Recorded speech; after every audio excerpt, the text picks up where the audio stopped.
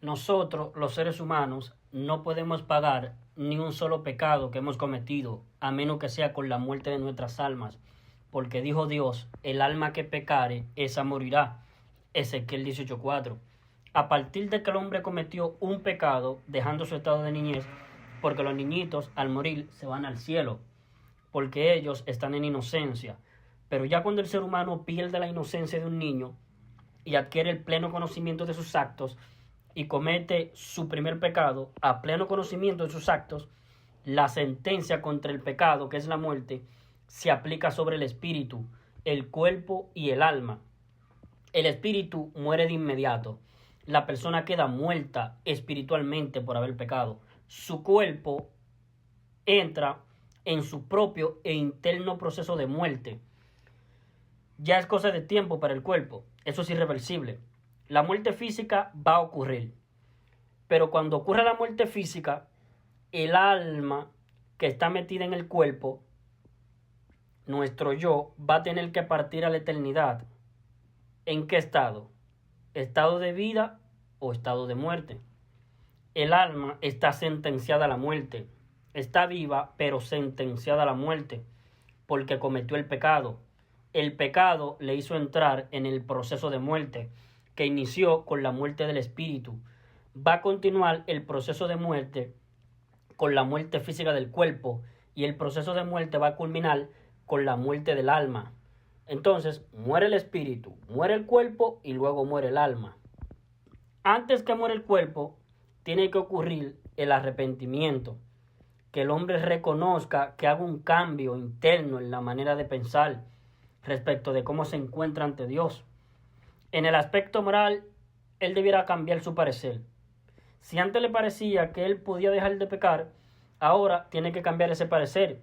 Ahora le tiene que parecer que jamás podrá evitar pecar.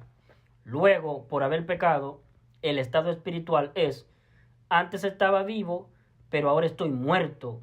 La sentencia contra el pecado, que es la muerte, el pecado que cometí, produjo que mi espíritu muriera de inmediato. Adán en el huerto era un hombre trino, espíritu, cuerpo y alma. Génesis capítulo 2, versículo 7. Hablando de Adán, el primer hombre, dice la escritura: y formó Dios al hombre del polvo de la tierra, su cuerpo, y sopló en su nariz aliento de vida, el ruaj y el neuma, el alma y el espíritu. Y fue el hombre un ser viviente, un ser trino. Dios le dijo a Adán, Génesis capítulo 2, versículo 17, de todos los árboles que hay en el huerto podrás comer, mas del árbol del conocimiento del bien y del mal no comerás de él, porque el día que de él comieres, ciertamente morirás. El día que Adán comió, murió espiritualmente. Quedó vivo físicamente y su alma viva, su yo, pero sentenciado su yo a la muerte, su alma, nuestro yo. Lo primero que murió en Adán fue su espíritu. Y estando muerto espiritualmente, lo que hizo Adán fue acudir a una higuera, cortó hojas de higuera, las cosió y se hizo delantales, pretendiendo cubrir la condición en la que ya se encontraba ante Dios, con hojas de higuera. Pero Dios todo lo ve. No hay nada oculto ante los ojos de Dios. Todas las cosas están abiertas y desnudas ante los ojos de aquel a quien tenemos que rendir cuenta. Eso fue lo primero que hizo Adán. Acudió a la religión. ¿Y por qué yo digo que acudió a la religión? Porque la religión hace eso. Cubre con un falso manto de moralidad al hombre. El hombre es un ser inmoral. Nosotros somos malos, no somos buenos. Entonces, en la religión, uno se pone bueno. Soy bueno, vivo una vida en santidad, no peco más. Ya yo estoy obedeciendo los mandamientos del Señor. Entonces, la religión es un manto de engaño, un manto de una falsa moral. Entonces, eso fue lo que hizo Adán. Adán acudió a una higuera, cortó hojas de higuera, las cosió, haciéndose un delantal junto a Eva, delantales para cubrir la condición en la que se encontraban ante Dios, su desnudez, vestidos hechos por ellos de hojas de higuera. Después, Dios tuvo que darle muerte a 2 animales y con las pieles cubrió la desnudez de Adán y Eva. Ese vestido que hicieron, esos vestidos de hoja de higuera que hicieron Adán y Eva, no servían. Lo que sirve es la muerte sustituta. 2 animales tuvieron que morir y sus pieles pudieron cubrir la desnudez de Adán y Eva.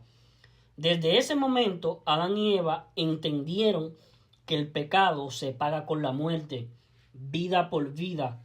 Para que una persona no le sea quitada la vida, le tiene que ser quitada la vida a víctimas inocentes, los animales, que no tenían por qué morir. En el antiguo pacto que Dios hizo con el pueblo de Israel para que fueran expiados los pecados, los pecadores, los israelitas, los infractores a la ley, tenían que llevar continuamente, año tras año, animales para ser sacrificados en el altar del sacrificio, que estaba a la entrada del tabernáculo de reunión, lo que después fue llamado el templo, el altar de bronce. Ahí hacían los sacrificios, el continuo sacrificio. Un animalito inocente. Los animales no tienen espíritu. Los animales tienen alma, porque Dios hizo a los animales para compañía del alma humana, alma con alma. El alma somos nosotros. Nuestro espíritu es lo que le permite al alma humana poder tener relación con el espíritu de Dios. Pero los animales no tienen relación con Dios porque no son espíritus, son almas. Por eso que un perrito siente pena, siente alegría, porque los sentimientos están en el alma. El alma es el asiento de nuestras emociones y Dios hizo los animales para compañía del hombre. Entonces, eran traídos animales a la entrada del tabernáculo y según lo que Dios le había instruido al pueblo de Israel a través del antiguo pacto que Dios hizo con ellos, el propio infractor, el que había codiciado, había mentido, no había respetado el día sábado, no había honrado al padre y a la madre, que eran los mandamientos de la ley de los mandamientos, lo había infringido, sea uno o más de uno, infringió la ley.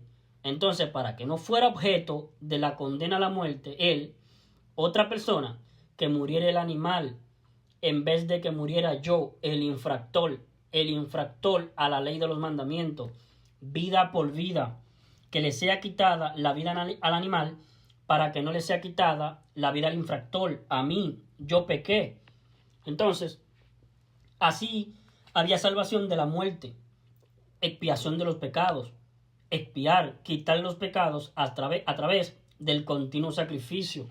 Entonces, tomaba un animal inocente, macho, de un año sin defecto, figura de Cristo, sin defecto, y lo presentaban ante los levitas en el altar del sacrificio. Entonces, el animal tenía que ser examinado, porque tenía que ser sin defecto, macho, de un año sin defecto. Notar que no era examinado el pecador, el infractor. O sea, si yo era aquel infractor de la ley de la ley en los tiempos del Antiguo Testamento, en el Antiguo Pacto, yo era un israelita, un gentil, porque también el gentil podía adherir al Antiguo Pacto, circuncidándose el prepucio, ser circuncidado él y obedeciendo todo lo que demandaba el Antiguo Pacto, todas sus ordenanzas, decretos, estatutos, etc. Quien quiera que fuera, que estuviera en el Antiguo Pacto, si él infringió uno o más mandamientos de la ley de los mandamientos, se daría cuenta que estaba condenado. Tenía que pagar él con su propia muerte por haber infringido algún mandamiento, por haber pecado, porque la paga del pecado es muerte. Entonces, para que no muriera él, para que no le fuese quitada la vida a él tomaba un sustituto, una víctima inocente, un animalito. Pero el animalito sustituto, que lo estaba sustituyendo a él, tenía que ser examinado, porque el animal tenía que ser macho de un año sin defecto. Entonces, los levitas tenían que examinar al animal, que no tuviera ningún defecto, que no tuviera su pierna quebrada o algún raspón, alguna herida. Tenía que ser perfecto, sin tacha.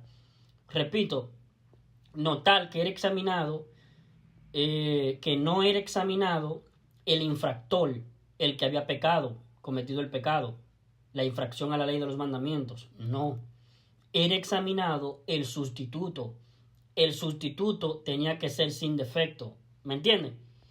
Entonces, en este caso, un cordero o un carnero o un cabrito o una oveja, lo que sea, el animal que sea, tenía que ser macho de un año sin defecto. Ahora, si se ofrecía un cordero, el cordero tenía que ser macho de un año sin defecto para que se expiara el pecado. Entonces, tenía que ser muerto el cordero.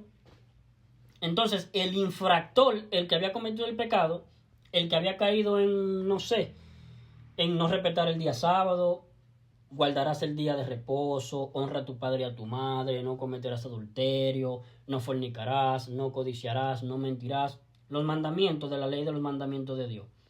Entonces, cuando uno infringía uno de esos mandamientos, ya había infringido la ley.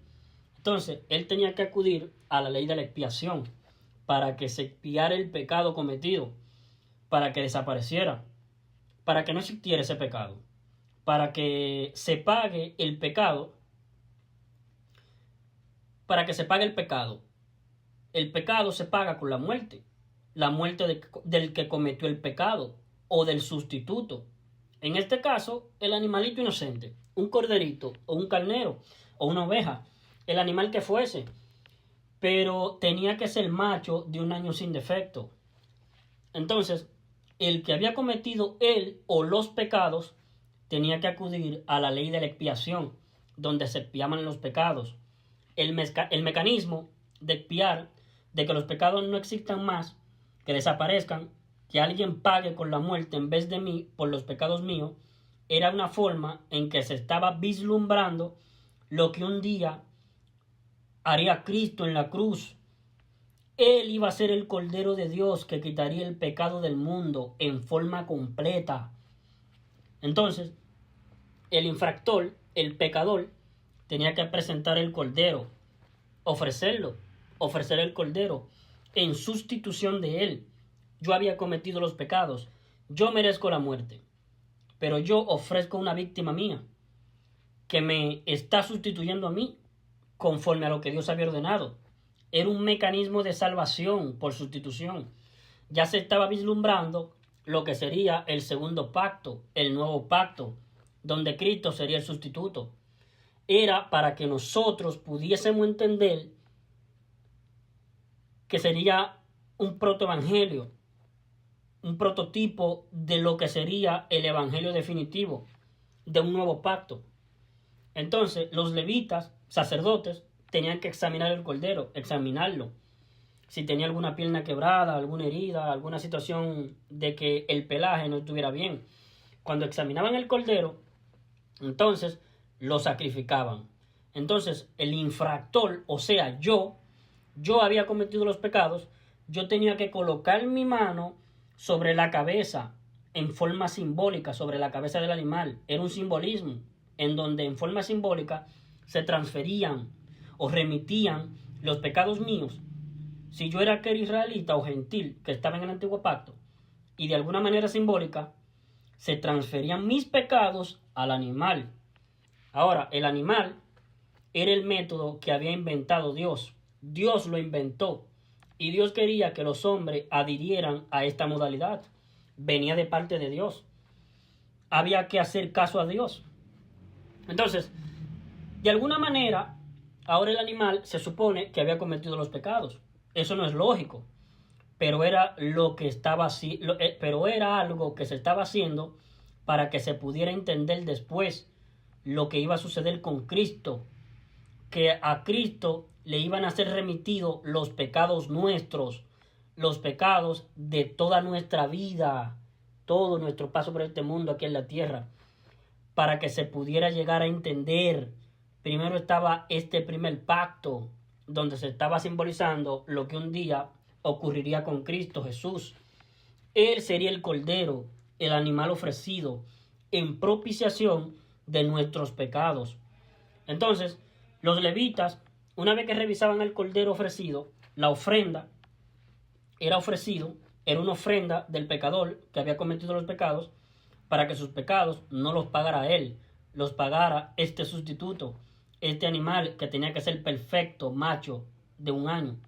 Entonces, cuando era revisado, examinado el animal, y era encontrado que cumplía con los requisitos de ser macho de 1 año sin defecto, cumplía los requisitos, entonces el propio pecador, el infractor que había cometido la desobediencia a los mandamientos del Señor, a la ley de los mandamientos, él colocaba su mano sobre la cabeza del animal y, por así decirlo, eran transferidos sus pecados al animal en un acto simbólico que para Dios era válido. Para Dios era válido. Sí, Dios lo validaba porque lo había dictaminado el Señor. Entonces, ahora seguramente el pobre israelita, con un sentimiento de culpa, diría él: pobre animalito, es un animalito inocente, él no tiene idea de lo que es pecar, yo soy el pecador. Es un animal inocente que lo que hace es comer pasto, hace be. Lo único que sabe hacer es un animalito inocente. Él no sabe lo que es pecar. Yo sé que no debo mentir, yo sé que no debo envidiar, codiciar, y lo hago.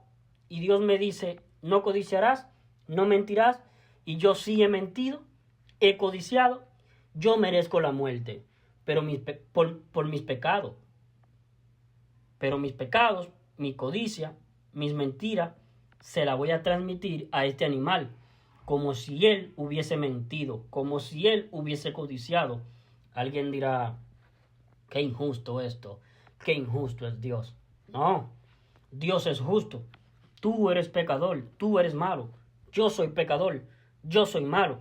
Lo que Dios estaba tratando de enseñarnos era lo que un día iba a venir a ser el Cordero de Dios por nosotros, que a Él, a su cuerpo, le iban a ser remitidos nuestros pecados, como estaba escrito en Isaías 53:6. Dios Padre, Jehová Dios Padre, en Jehová Dios Hijo, mas Jehová cargó en él el pecado de todos nosotros. Isaías 53:6. Como dice el apóstol Pedro en 1 de Pedro capítulo 2, versículo 24. Cristo, quien llevó él mismo nuestros pecados en su cuerpo sobre el madero de la cruz del Calvario.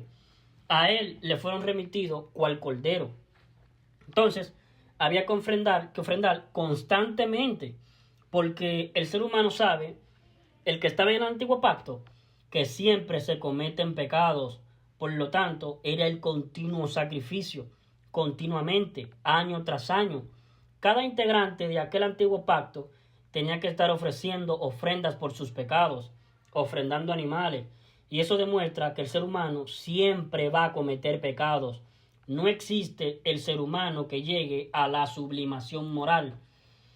Eso lo inventan dentro del mundo evangélico. En el mundo evangélico hay ciertas ramas, ciertas denominaciones que ellos dicen que el ser humano puede no pecar nunca más. Sí, antes era pecador, pero yo llegué a la sublimación moral. Y usan un montón de versículos sacándolo fuera del contexto. Por ejemplo, 2 de Corintios 5:17. El apóstol Pablo escribe: de modo que si alguno está en Cristo, nueva criatura es. Las cosas viejas pasaron, he aquí son todas hechas de nuevo. Para ellos, eso significa que ya yo no peco más, soy una nueva criatura. ¿Se dan cuenta cómo lo engañan en la religión evangélica mucha gente? Los pentecostales, seguramente los hermanos libres, los calvinistas, algunas fracciones calvinistas. Pero miren, la escritura dice: la suma de tu palabra es verdad. La suma, no una parte. No ciertos versículos sacados fuera de contexto. No. La suma de tu palabra es verdad. Salmo 119, versículo 160. Entonces, hay que sumar a 2 de Corintios 5:17. De modo que si alguno está en Cristo, nueva criatura es. Las cosas viejas pasaron, he aquí son todas hechas de nuevo. A eso hay que sumarle 1 de Pedro 3:21. El bautismo que corresponde a esto ahora nos salva, no quitando las inmundicias de la carne. ¿Entienden? Para que no sea engañado por las religiones. Bautismo espiritual, Cristo morando dentro de mí. Y el que tiene al Hijo tiene la vida eterna. 1 de Juan 5:13. Con Cristo estoy juntamente crucificado, y ya no vivo yo, mas vive Cristo en mí, por acción del bautismo espiritual. Gálatas 2:20. Si es que el Espíritu de Dios mora en vosotros, y si alguno no tiene el Espíritu de Cristo, el tal no es de él. morando Cristo espiritualmente dentro de mí, bautismo espiritual, ser sumergido Cristo dentro de mí, que me sea suministrado el Espíritu por mi fe en el Evangelio. Gálatas 3:5. Aquel que os suministra el Espíritu, y hace maravilla entre vosotros, ¿lo hace por las obras de la ley o por el oír con fe? Por el oír con fe. Cuando yo oigo lo que Cristo hizo por mí para poderme salvar, que Él murió por mis pecados en la cruz, conforme a las Escrituras, y que fue sepultado, y que ha sido resucitado al día tercero, conforme a las Escrituras. Cuando yo oigo el Evangelio de salvación, que se encuentra en 1 Corintios 15, versículos 3 y 4, que dice que Cristo murió por los pecados de nosotros, conforme a las Escrituras, y que fue sepultado, y que ha sido resucitado al día tercero, conforme a las Escrituras. Entonces, cuando Cristo, en vez de mí, en vez de que muera yo, muere Él por los pecados míos, me salva. Entonces, esta es la salvación. Como la paga del pecado es muerte, y como Cristo murió por los pecados míos, me salvó. Él murió en vez de mí, por los pecados de mí. Ahí está la salvación. Esto es evangelio de salvación, este anuncio.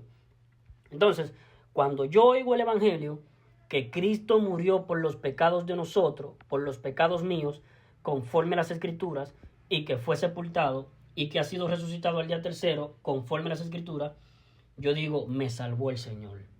Creo que Cristo de esta manera me salvó el alma. Él le dio la vida eterna, que fue la promesa que Él nos hizo.